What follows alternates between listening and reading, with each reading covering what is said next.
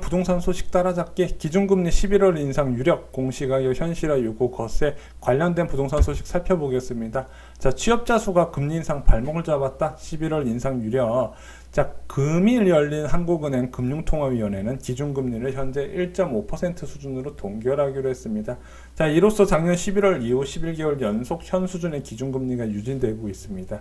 자, 또한 한국은행은 올해 국내 총생산 성장률 전망치를 0.2%포인트 낮은 2.7%로 전망을 했습니다. 자, 그러나 이 수준은 비록 낮췄지만은 잠재 성장률 수준에서 크게 벗어나는 것은 아니다며 비관론을 경계했는데요. 자, 추가로 올해 취업자 수가 9만 명 늘어나는데 그칠 것으로 전망. 자, 7월의 전망치는 18만 명이었고 1년 전 전망치는 34만 명이었는데 많이 줄어들었죠. 자, 한국은행은 올해 설비 투자가 0.3% 감소할 것으로 전망. 당초 1.2% 늘어날 것으로 전망해서 마이너스로 전환됐고 하반기에만 2.5% 감소했어요.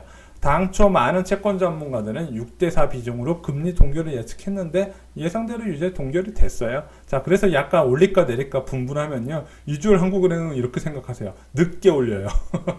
늦게. 웬만한 비수기적으로 올린다 이렇게 생각을 하시면 됩니다. 자, 금리 인상 아무래도 좀 이번에 여러 가지 이슈가 있었죠. 중앙정부에서도 계속해서 금리 인상 필요성을 제기를 했고요. 자, 그리고 이제 얼마 전에 나왔던 이제 간담회에서 한국은행 총재의 간담회 발표 내용, 이제 금융 불균형이 이제 심화되고 있다 이런 내용을 통해서 금리 인상 10월에도 할 수 있겠다 이런 표현이 이런 의견이 좀 나왔지만 결국엔 동결했습니다. 왜 동결했냐? GDP 성장률이 낮아지는 상황. 자, GDP 성장률 전망치를 낮추고요. 취업자 증가수도 낮아질 것으로 전망을 하고 이런 발표를 했는데 반대로 금리 인상을 해버린다? 뭔가 아다리가 안 맞는다는 거죠. 자, 그것으로 이번 달은 동결 전망이 많았어요. 게다가 이번 달에 금리를 올리면은 한국은행이 중앙정부의 눈치를 본다. 독립성에 대한 따가운 여론이 있을 것을 의식해서 의외로 일부러 11월로 미뤘을 가능성도 큽니다. 자, 11월은 거의 제가 볼 때는 유력해요. 올해 금리 안 올린다 이런 일은 절대 없을 거예요. 자, 그러면은 지금 부동산 관심 많으신 분들 중에서 한국은행 금리 인상 속도 좀 답답해 하시는 분들이 있어요. 이미 시기를 놓친 게 아닌가, 그런 이제 여러 가지 불만들도 굉장히 많은 상황인데요. 일단은 무조건 금리를 부동산만 보고 올릴 수 있는 건 아닌 건 맞아요. 자, 한국이 미국처럼 금리를 시원하게 올리려면은 적어도 세 가지 조건, 취업자 수, 물가 상승률, 경제 성장률 세 개는 충족을 해야 됩니다. 자, 취업자 수 아까 말씀드렸다시피 사상 유례 없을 정도로 낮은 수준을 기록하고 있어요. 물론 이거에 대한 반론도 있습니다. 지금 새롭게 이제 취업을 하는 20대 인구가 지금 노령층 베이비부머 세대보다 인구가 한참 못 미친다. 자, 그러다 보니까 취업자 수가 증가하는 게 말이 되냐? 자, 이거는 취업자 수뿐만 아니라 부동산 이제 전월세 시장에서도 많이 나오는 부분이거든요. 그리고 일단 이건 논외로 치고, 자, 취업자 수 증가를 이제 기준으로 한 게 아니라 전체 실업률을 대상으로 통계를 기준으로 삼아야 되지 않을까 이런 얘기도 있습니다. 자, 물가 상승률 2.0% 이상은 나와야 된다. 자, 물론 이거 서민들 물가 상승률이 2.0%가 안 된다 이렇게 생각하면 깜짝 놀라실 텐데 어떤 이유로 갭 차이가 나는지 모르겠지만 일단 9월 물가 상승률은 1.9%로 나왔습니다. 하지만 지금 원유 가격이 빠르게 올라가고 있고요. 그리고 원달러 환율이 치솟으면서 원화 가치가 떨어지고 있어요. 그것은 어떤 것을 의미하냐? 수입 물가가 올라가면서 전반적인 물가 상승 압박이 커질 거다. 자, 그래서 이번 달 한 12월 정도부터는 이제 한국은행이 원하는 소비자 물가가 나올 것 같다. 이렇게 생각을 합니다. 자, 경제 성장률 같은 경우 이제 3.0% 이상 나오면 좋겠지만은 제가 볼 때 2%대 후반이라도 크게 나쁘지는 않을 것 같아요. 그런데 이제 앞으로 무역전쟁 이런 걸 감안을 하면은요, 3%대 이상은 거의 불가능해요. 그래서 제가 볼 때는, 자, 물가 상승률만 2.0% 이상 정도 어느 정도 나오면은 한국은행에서, 그래도 기준금리 미국보다 아주 큰 차이가 나지 않을 정도로 따라가면서 오를 거다. 그래서 올해 한 차례, 내년에 두 차례가 되지는 않을까, 저는 이렇게 생각을 합니다. 자, 그 외에 여러 가지 변수로 인해서 한국은행에서 좋든 싫든 금리를 올려야 될 때가 있어요. 어떤 때냐? 외국 자본 유출이 심각할 때. 자, 어떤 분들은 주식 시장에 외국인들이 빠져나가는 것, 대량으로 매도하는 것을 의미 두시는 분들이 있는데 한국은행은 주식 시장에서 외국인들 매도하는 걸로 그렇게 크게 신경을 안 써요. 어떤 걸 보냐? 채권 시장에서 외국인 자본 유출만 봐요. 그런데 9월 달에 이제 외국인 자본 유출이 좀 있었거든요. 아직 10월 건 잡히지 않았으니까. 자, 그래서 한국은행에서 올해 한 차례 원래 여건은 아니지만은 채권이나 주식시장에서 외국인 자본이 빠져나가기 때문에, 그리고 이제 금융 불균형이라 표현하는 특정 자산, 부동산 같은 특정 자산에 이제 거품이 형성되는 거, 이걸로 인한 금융 안정을 훼손을 방지하기 위해서 한 차례는 올릴 것이다, 이렇게 되고 있는데, 자, 앞으로 미국에서 12월에 또 올려요. 그런 자본 유출이 더 심각해지게 될 경우에는 아무래도 좋던 시트는 올려야 된다는 거죠. 자, 그래서 뭐 어떤 분은 어떤 이런 얘기도 있어요. 자, 대한민국 부동산은 원달러 환율이 치솟으면은 폭락한다, 이런 얘기도 있습니다. 반은 맞고 반은 틀린 말인데, 제가 볼 때는 어느 정도 일리가 있습니다. 자, 외국 자본 유출이 심각할 때 금리를 빠르게 올릴 수밖에 없고, 빠르게 올리게 되면은 당연히 집값은 폭락하게 돼 있죠. 단기간적으로, 자, 부동산 가격이 금리만으로 적용되지 않지만 금리가 1년에 뭐 4차례 5차례 단기간적으로 올리면 정말로 폭락을 해요. 자, 그거는 예외가 없더라고요. 자, 마지막 뉴스 보겠습니다. 실거래가 절반도 안 돼 서울시 국토부의 공시가격 현실화 건의. 두 번째 뉴스군요. 서울시 표준주택 공시가격을 실거래가 수준을 높여달라고 정부에 건의했다, 서울시가요.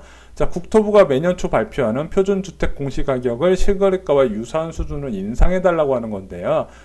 실거래가 수준을 좀 올려달라. 이건 뭐 지자체뿐만 아니라 지금 국정감사에서도 국회의원들이 계속 요구하고 있고요. 뭐 맨날 얘기 나오면 시민단체에서도 빨리 올려라, 이런 얘기가 나오고 있어요. 자, 표준주택 공시가격은 정부가 매해 1월 1일 기준 주택가격의 적정가격을 조사, 산정에 공시하는 제도인데, 재산세와 종합부동산세 등 각종 조세 및 부담금 부과의 기초자료로 사용된다. 자, 단독주택은 이거 잘 보세요. 어떤 식으로 산정하는지. 단독주택은 국토부 산하 한국감정원이 전국 단독주택 22만 가구를 표준주택으로 선정해 가격을 매기고요. 지자체가 이 표준주택 공시가격을 이제 상고해서 나머지 개별주택에 대한 공시가격을 산정을 하는 거예요. 자, 보통 이제 경매하시는 분들이 이게 어떤 얘기인지 아실 거예요. 자, 이 지역 솔직히 단독주택은 거래가 많지 않기 때문에 그 지역 실거래가를 알 수가 없어요. 게다가 뭐 1면도로에 있는 주택, 2면도로에 있는 주택, 3면도로에 있는 주택, 그리고 도로가 제대로 뚫린 곳에 있는 주택 다 방향이 다르거든요. 그렇기 때문에 이런 식으로 개별주택 선정을 하고 나머지는 뭉뚱그려서 가격을 지자체에서 선정을 하더라. 자, 그리고 아파트, 빌라 등 공동주택은요, 한국감정원이 직접 전국 1300만 가구 가격을 책정해요. 그래서 누가 하냐? 감정평가사들이 하죠. 자, 참여연대 조사에 따르면 전국 단독 다가구 주택 공시가격의 실거래가 반영 비율은 2014년 55.4%에서 계속 하락해서 지난해 2017년에 48.7%까지 떨어진 상황이에요. 자, 최근 국정감사에도 계속해서 공시가격을 실거래가의 50% 이하라는 의원들의 성토가 이어졌습니다. 자, 2019년 공시가격은 상당 부분 오를 것으로 예상하시면 되는데, 제가 볼 땐 충격적인 수준으로 올라갈 수도 있을 것 같아요. 자, 보면은, 자, 이미 국토부 장관이 이 공시가격 조사를 하는 감정평가사에 대한 제도를 바꿨어요. 어떤 식으로 바꿨냐? 실거래가 반영률을 높은 감정평가사한테 우대하는 제도를 개편하니까 조사하는 사람들이 실거래가 반영 최대한 높이겠죠. 자, 지금 계속해서 국토부에서 이 얘기 듣는 거 정말 지겨울 거예요. 왜냐? 이거 7월부터 계속 들어왔던 얘기고 계속해서 뉴스 나왔던 얘기예요.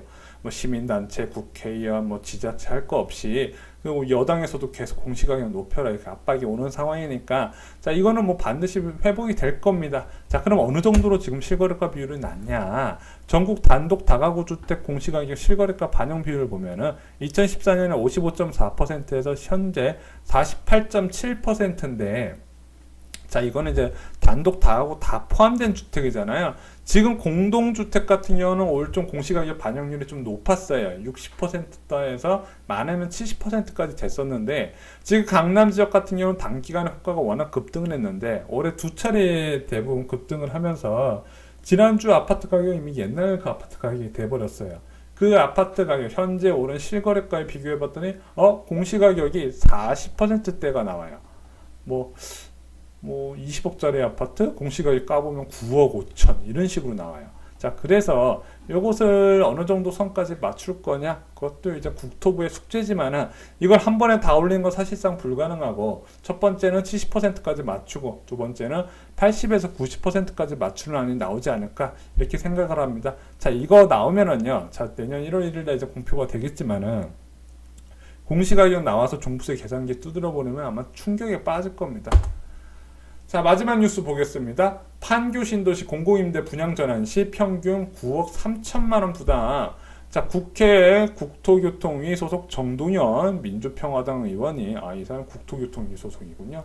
한국토지주택공사 LH가 제출한 판교 신도시 공공임대주택 분양 전환 현황 자료를 분석한 결과 내년 7월부터 2020년 8월까지 분양이 전환 예정된 판교 신도시 공공임대주택을 첫 봤다죠. 3,953가구가 부담해야 되는 분양 전환금은 평균 9억 3천만 원인 것으로 추산. 인근 공동주택단지 최근 1년간 실거래가의 90% 수준으로 이제 근거로 이제 산출한 것이다. 이거 LH에서 냈으니까 아마 이 정도 수준에서 나올 거다. 자, 2020년 2월에 분양 전환 예정되어 있는 백현마을 2단지 인근의 푸르지오 그랑블 전용 97제곱미터가 18억 5천에 거래돼서 가구당 15억 원 가량을 분양 전환금으로 마련할 것으로 예상된다. 이거 좀 말이 안 되는 게 이 푸르지오 그랑블은 위치가 훨씬 좋고 아무래도 대단지에 좀 민간 분양이라는 좀 메리트가 있는데 요거를 시세를 90% 받는다는 게 너무 원론적으로 접근하는 거예요. 자, 2004년 도입된 10년 공공임대 제도는 무주택 서민의 점진적인 자가 소유 촉진을 돕기 위해 도입이 됐고요. 왜냐하면 당장 집 살려니까 없으니까 10년 동안 임대로 살면서 임대로 내면서 돈 많이 모아서 분양받아라 이런 식으로 얘기를 했는데, 일정 보증금과 월세로 10년 거주 후 해당 임차인에게 분양 우선권을 준다. 자, 분양 우선권을 주면 좋은데, 자, 이걸 공급할 때, 이 아파트는 어느 정도 가격, 현재 주변 지역의 분양가를 기준해서, 이 정도 선에서 준다는 게 아니라, 몰라요. 이 아파트가 이제 임대가 끝나는 시점에서 감정평가 금액, 시세대로 다 받겠다는 거죠. 그런 식으로 하다 보니까 이게 마찰이 일어납니다. 자, 판교 신도시에서는 2009년에 입주를 시작해서 내년 7월부터 순차적으로 분양전환 절차가 시작되는데, 문제는 10년 공공임대 아파트의 경우 분양전환금이 시세 수준이다 보니까 임차인 중에서 우선 분양권을 포기하는 포기가 속출할 것으로 예상이 된다. 어떻게 사요? 이거 임대 아파트 들어간 사람이 10억이 어디 있어요? 자, 그래서 제가 이거 제일 욕 많이 하는 임대주택 정책이 이 10년 공공임대 정책이에요. 이거는 뭐 제도를 없애기보다는 좀 바꿔야 되는 부분인데, 일단은 저는 폐지 쪽도 나쁘진 않다고 봐요. 차라리 그냥 국민임대나 아니면은 그냥 그 공공분양 더 늘리는 게 나아요. 신규 택지 개발 지구에. 자, 폐지해야 되는 이유 볼게요. 첫 번째, 불확실성. 분양 전환 시점에 감정평가 금액으로 산정하는 거죠. 자, 그러다 보니까 이 분양받는 사람들이 10년 뒤에 돈이 얼마나 필요한지 알 수가 없어요. 자, 지금 판교 같은 경우 보면은요, 2016년부터 주택가격이 급등을 했잖아요. 2009년 가격하고 지금하고 판교 지역 아파트 가격이 완전 다르단 말이에요. 자, 급등한 가격으로 분양을 받으려니까 솔직히 말이 나가란 얘기거든요. 자, 그런데 이 사람들이 어떤 사람들은 좀 되게 악플을 많이 달더라고요. 여기 들어가시는 분들, 야, 니들 알고 계약서 도장 찍은 거 아니냐. 야, 솔직히 판교 아파트 17억, 18억 될 줄 누가 알았어요. 그걸 어떻게 예상을 해요, 일반 사람들이. 자, 아무튼 뭐 좀 합리적인 가격에서 책정해 주겠지, 이런 이제 기대감을 안고 들어간 건데, 이 10년 공공임대 들어가신 분들 좀 잘해줄 필요가 있어요. 자, 또 하나 폐지되는 이유 두 번째, 제도 도입 취지가 훼손이에요. 서민들의 주거 안정이 아닌 LH공사의 이익 극대화 용도로 바뀌었어요. 자, 분양가 상한제 적용 대상 주택을 10년 동안 임대해서 10년 후에 시세 차익을 LH에서 다 회수하는 거예요. 돈이 된다 이거죠. 자, 이거를 이런 양아치 짓을 어디서 했냐면, 예전에 그 성남 고등지구에서 한 중견건설사가 이딴 식으로 단기 임대 주고 나서 시세 차익 지들이 다 가져가려고 분양하려는 아파트를 민간 임대로 돌려버렸었죠. 자, 이걸 지금 LH에서 하고 있는 거예요. 자, 세 번째, 임차인 청약통장 사용 불가. 자, 이 사람들은, 자, 모든 임대주택 여러분들이 청약통장 들고 있어야 당첨되는 건 아시죠? 자, 임대주택 당첨되면은요, 일반적인 임대주택은 그 청약통장이 살아있어요. 죽는 게 아니에요. 내가 주택을 사는 게 아니잖아요. 그러면은, 기존 내 임대 아파트 살다가 다른 데 분양 좋은 게 나오면 그걸 분양을 넣을 수 있어요. 이 10년 공공임대는 그게 안 돼요. 분양을 산다는 조건 하에 임대주택 신청했기 때문에 청약통장 사용이 안 되는 거예요. 이미 사용해버린 거는. 자, 그럼 어디 공공분양 갈 데도 없고. 이게 뭐예요? 이게 무슨 임대주택이에요? 게다가 여기는 10년 공공임대주택은요, 다른 뭐 국민임대주택이나 뭐 다른 영구임대주택에 비해서 임대료가 훨씬 비싸요. 그래도 이 사람들 분양된다는 기대감을 안고 좀 더 비싼 임대료 주고 들어간 사람인데, 야, 나중에 시세 그대로 다 내라. 이건 좀 바뀌어야 되는 제도죠. 예, 바뀌어야 되는 제도예요. 자, 그래서 여기 계신 분들 아마 카페로도 되게 활성화가 되고 시위도 많이 하시는 걸로 알고 있는데, 자, LH 입장에서는 정치권에서는 계속 압력을 넣는데도 LH에서 눈 하나 깜빡을 안 해요. 왜냐? 돈이 되니까, 지수 부채 줄여야 되니까. 자, 이런 식으로 나오는데 어떤 식으로든 이번 정권에서 좀 결론이 나왔으면 좋겠습니다. 그리고 10년 공공임대 유지할 거면은요, 자, 감정평가금액 이거 말도 안 되는 소리 이거 하지 말고, 자, 기존의 주변 지역 분양가의 몇 프로 한다고 명문화하고 분양을 해야 돼요. 예. 불확실성이 없어야 되는 거 이런 제도는. 자, 전 그렇게 생각을 합니다. 이상으로 쇼킹부동산 마치겠습니다. 좋아요하고 구독 그리고 공유 꼭